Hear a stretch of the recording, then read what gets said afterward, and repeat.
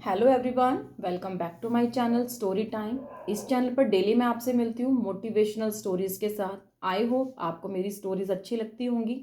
आज भी आपसे मिली हूँ एक नई मोटिवेशनल स्टोरीज के साथ जिसका टाइटल है परिस्थितियों के अनुसार व्यवहार।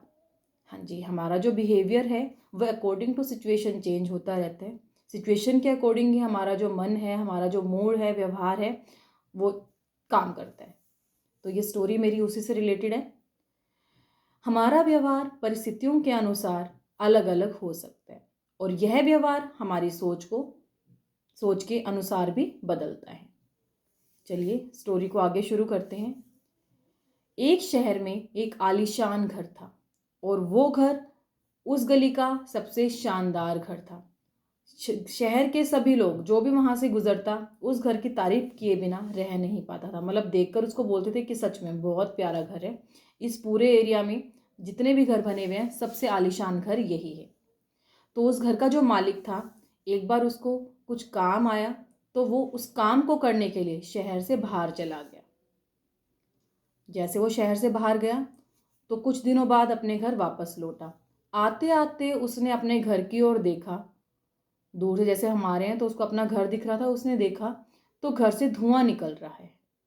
वो टेंशन में आ गया, चिंतित हो गया कि ये क्या हो रहा है।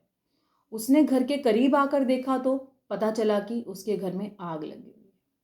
उसके घर में आग लगी हुई है। वो अपने घर की आग को देखकर हक्का बक्का रह गया और जोर जोर से चिल्लाने लगा, मदद मांगने लगा कि कोई मेरी मदद करो, मेरे घर को बचाओ। और घर के आसपास बहुत सारी भीड़ इकट्ठी हुई हुई थी। वो सब ये सुन रहे थे, तमाशा देख रहे थे। उसकी मदद करने कोई नहीं आया क्योंकि सब एक दूसरे को बोल रहे हैं कोई मदद करो, मदद करो, घर की आग बुझाओ। लेकिन कोई उसकी मदद करने नहीं आया। अपने घर को जलता हुआ देखकर वो समझ नहीं पा रहा था कि क्या करे। बस चिल्ला रहा था और चिंता में था, टेंशन में था। थोड़ी देर बाद उसका जो बड़ा बेटा है वो उसके पास आता है और कहता है, पिताजी घबराने की कोई बात नहीं है, आप चिंता मत करो, सब ठीक हो जाएगा। तो वो अपने बेटे को कहता है, क्या बात कर रहे हो तुम, क्यों ना घबराऊं, सामने मेरा घर जल रहा है और तुम बोल रहे हो कि घबराओ मत। तो उसका जो बेटा है वो दोबारा बोलता है कि आपको चिंता करने की कोई ज़रूरत नहीं है, मैंने आपको बताया नहीं था, मैंने इस घर का सौदा कर दिया, इट मीन्स इस घर को मैंने बेच दिया है। जब उसने ये बात सुनी तो उसको थोड़ा अच्छा लगा। तो उसने उसको बोला कि तूने मुझे क्यों नहीं बताया पहले।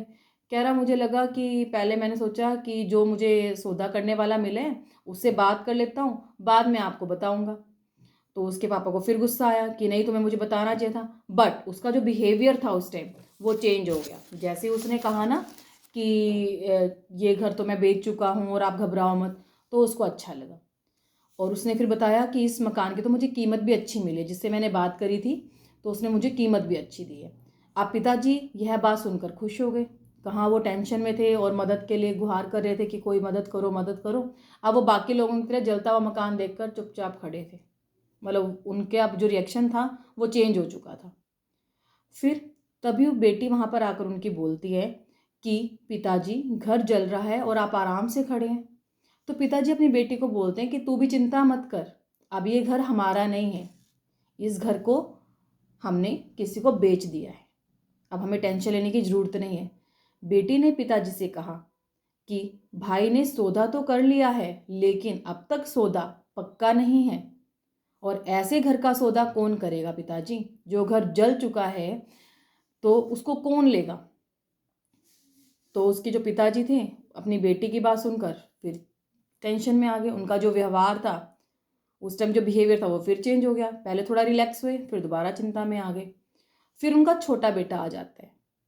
वो बोलता है, पिताजी चिंता की कोई बात नहीं है, अब मैं अभी उस आदमी से मिलकर आया हूँ और वो बोल रहे हैं चाहे कुछ हो जाए मैं आपका घर पक्का लूँगा और हर सिचुएशन में लूँगा।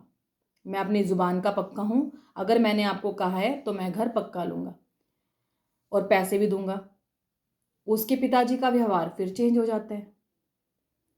अब इस स्टोरी से हम कह सकते हैं कि घर के मालिक का व्यवहार परिस्थिति के अनुसार बदलता रहा।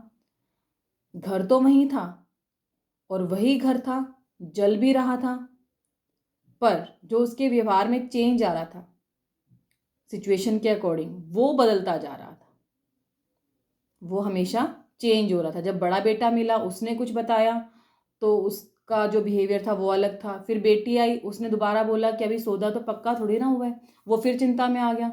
छोटा बेटा आया, उसने फिर बोला कि नहीं मेरी बात हो गई है उस जिसने मकान लिया उससे कि वो पक्का लेगा मकान, उसका बिहेवियर फिर चेंज हो गया। तो इससे हमें समझ में आया कि जो परिस्थिति है उसके अनुसार ही हमारा बिहेवियर चेंज होता है। आपको मेरी स्टोरी कैसी लगी प्लीज़ कमेंट करके बताइए। Like share and subscribe my channel. Thank you. कल मिलेंगे एक नई मोटिवेशनल स्टोरीज के साथ।